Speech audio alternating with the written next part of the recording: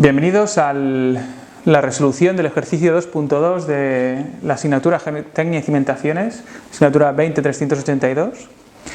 El ejercicio es sobre los asentamientos bajo una zapata y su enunciado dice así: evalúa el asentamiento de una zapata de 2 por 2 metros que transmite al terreno una tensión de 2 kilopondrios centímetro cuadrado, asumiendo un estado tensional elástico y con 3 estratos bajo la cimentación como los definidos a continuación. Esos 3 estratos son el primero, empezando de arriba abajo, de 100 centímetros de espesor, un módulo de elasticidad de 180 kilopondrios centímetro cuadrado y un módulo de Poisson de 0,15. El segundo tiene un espesor de 120 centímetros, un módulo de elasticidad de 85 kilopondrios centímetro cuadrado y un coeficiente de Poisson de 0,3. Y el tercero, que está ya sobre una cama de roca considerada infinitamente rígida, tiene un espesor de 120 centímetros, un módulo de elasticidad de 63 kilopondrios centímetro cuadrado y un coeficiente de Poisson de 0,3.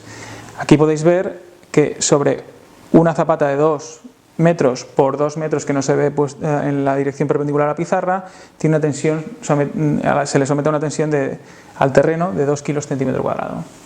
Bueno, estos datos que acabo de enunciar están puestos aquí.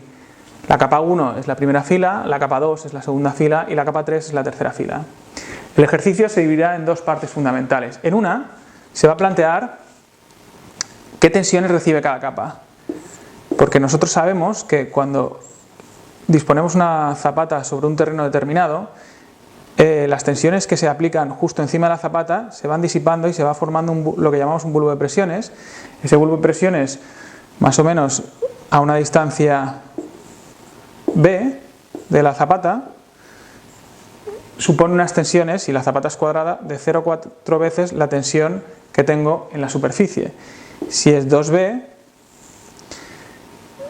suponen unas tensiones de 0,11 veces la tensión que tengo en superficie. Luego, cada vez que profundizo más en el terreno, se me van disipando más las tensiones.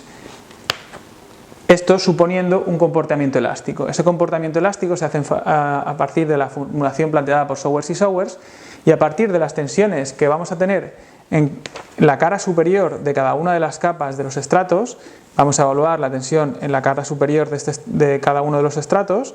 Esta sería la cara superior del estrato 1, la cara superior del estrato 2 y la cara superior del estrato 3.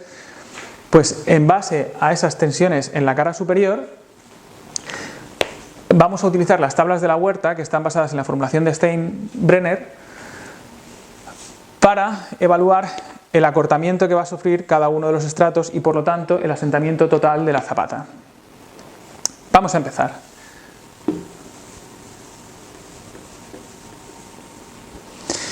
He dispuesto en la pizarra una tabla que nos va a guiar durante todo el ejercicio. Esta tabla nos va a ir indicando cada uno de los datos que tenemos que extraer para la resolución del ejercicio. De tal modo que el primer dato que tenemos que evaluar es la profundidad de la cara superior del estrato que vamos a analizar. La profundidad de la cara superior del primer estrato, la cara superior del primer estrato está aquí, su profundidad es 0. La profundidad de la cara superior del segundo estrato, que es esta cara superior, este es el segundo estrato y esta es su cara superior, esta es de 100 centímetros. Y la profundidad de la cara superior del tercer estrato es 100 más 120, 220 centímetros.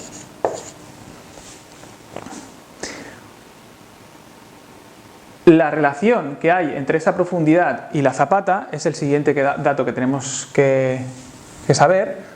El cociente entre la profundidad de la cara superior del estrato y la base de la zapata es, en este caso, 0 partido 200. 0 partido 200 es 0, 100 partido 200 es 0,5 y 220 partido 200 es 1,1. En base a esto, tenéis en los apuntes una tabla que nos da los valores de la relación que hay entre la tensión superficial y la tensión en la profundidad que estamos evaluando. Como tenemos una tabla y no tenemos una función, lo que va a suceder es que vamos a hacer, en el caso de que no coincida nuestro valor con el de la tabla, vamos a coger el valor de la tabla por arriba, el valor de la tabla por abajo y luego vamos a interpolar. No siempre será así porque a veces el valor de la tabla por arriba o el valor de la tabla es precisamente el valor que necesitamos.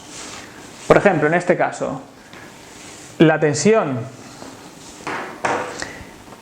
la relación entre la tensión de la cara superior y la tensión superficial en el estrato 1 es exactamente 1, porque precisamente la tensión superficial en la superficie es precisamente la tensión en la cara superior del estrato 1.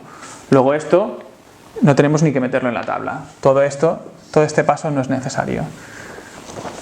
En el siguiente caso, si nos metemos en la tabla, vemos que para una profundidad relativa de 0,5 con respecto al espesor al ancho de la base de la zapata, si nos introducimos en la tabla que tenéis en los apuntes, veis que para una profundidad de 0,5 supone un cociente entre la tensión en la cara superior de la capa analizada y la tensión superficial equivalente a 0,8. Y no hay que interpolar porque ya tenemos el valor directamente. Sin embargo, cuando intentamos introducir en la tabla este cociente de 1,1, pues resulta que no tenemos ese valor en la tabla. Tenemos un valor para 1, que es 0,4, y otro valor en la tabla que es 1,25, que es 0,3.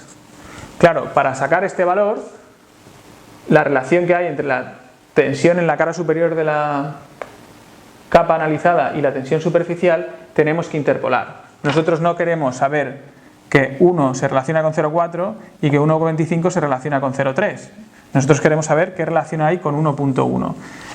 Entonces nosotros, si miramos la tabla que tenemos desarrollada por Sowers y Sowers, podemos observar que para un valor de la profundidad de la capa superior partido B2 de 1 obtenemos un cociente entre la tensión de la cara superior de la capa partido la tensión superficial de 0,4.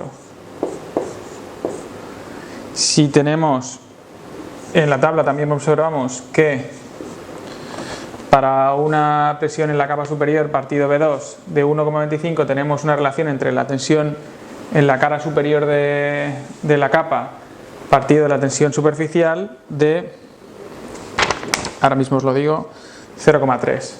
Y nosotros estamos interesados en qué sucede en esta relación. Lo que tenemos que hacer es interpolar. ¿Cómo vamos a interpolar? Pues vamos a hacer una regla de 3 en donde vamos a decir que esto es proporcional a esto, esta distancia de aquí a aquí es proporcional a esta distancia de aquí a aquí, como esta distancia de aquí a aquí es proporcional a esta distancia de aquí a aquí.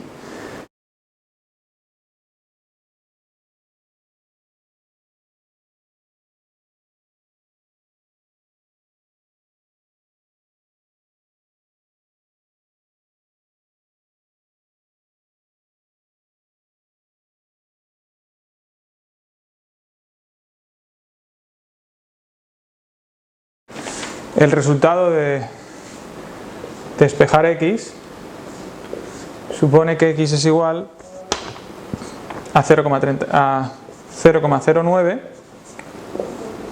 partido 0,25, porque esto pasa al otro lado, esto es 0,1 que pasa al otro lado, 0,1 por 0,1, 0,1 menos 0,01 es igual a 0,09 y al final el resultado es que x es 0,36. 0,36 es el resultado que tenemos aquí, que es el resultado que tenemos aquí.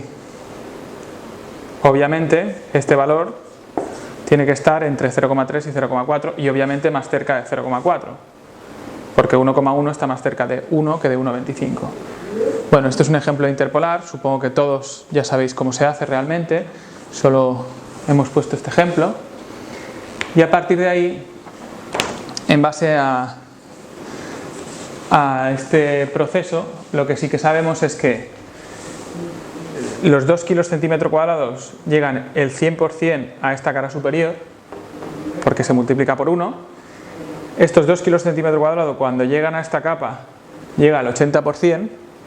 Por lo tanto, tenemos la tensión en la cara superior de la capa 1 es 2 kilos. La tensión en la cara superior de la capa 2 es 0,8 por 2 kilos, es decir, 1,6. Y la tensión en la cara superior de la capa 3 es 0,36 por 2 kilos, por lo tanto 0,72 kilos centímetro cuadrado. En este sentido, ya hemos cumplido con la primera parte del ejercicio, que es evaluar qué tensiones, planteando este medio como un medio elástico, se producen en la cara superior de cada una de las capas de terreno. Bueno, la segunda parte del ejercicio lo que tratará es de evaluar, una vez sabidas las tensiones que le llegan a cada una de las capas en su cara superior, evaluar el acortamiento que se produce en cada una de las capas. Este acortamiento se evaluará en base a las tablas de la Huerta, que están basadas en la formulación de Steinbrenner. El proceso es el siguiente. Primero sacaremos dos coeficientes que dependen directamente del módulo de Poisson. Luego veremos la relación entre el espesor de cada una de las capas relacionadas con la mitad de la base de la zapata, ese cociente. Luego veremos la relación entre una dimensión de la zapata y otra dimensión de la zapata. En este caso siempre será 1 porque la zapata es cuadrada. A partir de ahí nos meteremos en las tablas. En algunos casos tendremos que interpolar al tratarse de una tabla, como hemos hecho aquí, para un valor f1 y un valor f2. En otros casos no tendremos que interpolar porque el valor en el que nos introduzcamos. Bueno, luego nos introduciremos unas tablas teniendo en cuenta estos dos valores que hemos calculado previamente para sacar unos coeficientes f1 y f2. A veces no tendremos que interpolar porque la tabla nos dará directamente el valor que estamos buscando, pero a veces la tabla, como buena tabla que es, no nos dará el valor exacto, sino que tendremos un valor por arriba y otro por abajo y tendremos que interpolar tal y como hemos hecho en el proceso anterior. Realmente no voy a explicar otra vez cómo se interpola, sino que daré los valores directamente si es necesario interpolar. Por último, buscaremos el coeficiente z, que no es más que c1 por f1 más c2 por f2, y por último el asentamiento que se produce en cada uno de los estratos o capas del terreno bajo la zapata. Los valores c1 y c2 no son más que 1 menos el coeficiente de Poisson al cuadrado, en el caso de c1, y 1 menos el coeficiente de Poisson menos 2 veces el coeficiente de Poisson al cuadrado.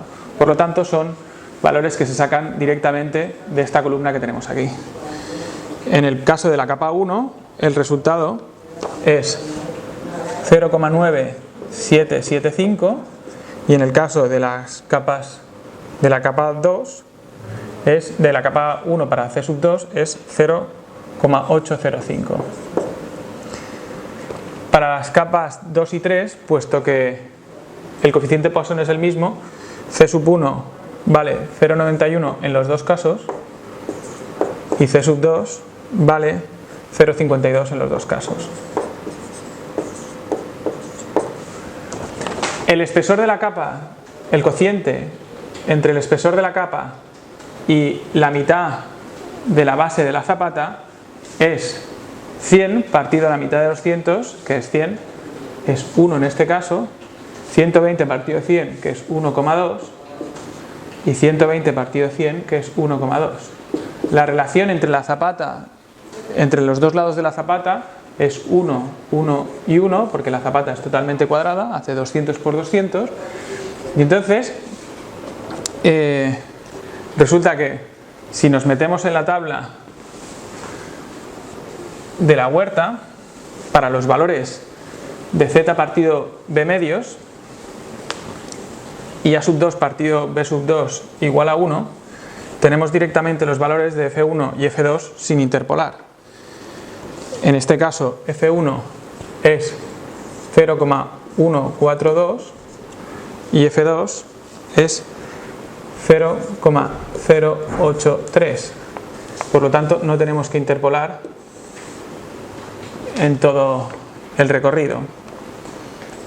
La tabla, tal y como veréis en los apuntes, tiene Z partido B en la primera columna, luego tiene dos supercolumnas en las que trata de F1 y F2, y nosotros nos metemos en la primera columna de cada supercolumna, es decir, en la primera columna en la que A2 partido B2 es igual a 1, en esta columna y en esta columna.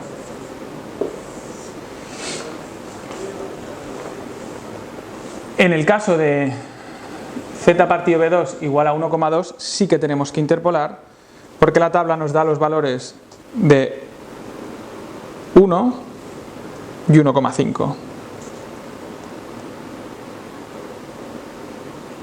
Sí. Entonces resulta que pongo ya aquí los valores. Para 1,2 y AB partido 1 tenemos una aproximación en 1 donde F1 es 0,142, como hemos visto en el caso anterior, 0,142, y una aproximación para 1,5 donde F1 es 0,224. También tenemos para F2 los mismos valores de aproximación 1 y 1,5, en donde F2 es 0,083, como hemos visto aquí arriba, y para 1,5 es 0,075. El resultado de ambas interpolaciones es que F1 es 0,1748, repito, 1748, por si no lo veis, y 0,0766. 0,0766. Puesto que todo este valor y este valor dependen de toda esta fila de resultados, el resultado de la capa 1, de la capa 2 y de la capa 3 son iguales. Luego solo pongo unas comillas y resalto los valores fundamentales. Ya estamos cerca de acabar el ejercicio, porque ahora solo tenemos que calcular el coeficiente z, que es C sub 1 por F1 más C sub 2 por F2. Es decir, y lo remarco en rojo, C sub 1 por F1 más C sub 2 por F2. El resultado de cada una de las filas para estos valores es 0,20562 para la capa 1, 0,1989 para la capa 2 y obviamente el mismo resultado para la capa 3, porque depende de los mismos valores y tiene el mismo espesor. Y ya con esto sí que vamos a calcular, sabido esto, el asiento que va a tener cada una de las capas. El asiento que va a tener cada una de las capas es el resultado de multiplicar z por la base de la zapata por la tensión que le llega a cada una de las capas, la tensión en la capa superior que hemos calculado aquí, dividido entre el módulo de elasticidad y multiplicado por 2. Por lo tanto, voy a hacer un ejemplo aquí abajo, el ejemplo de la capa 1. ¿Cuánto se acortará la capa 1? Será igual al coeficiente z,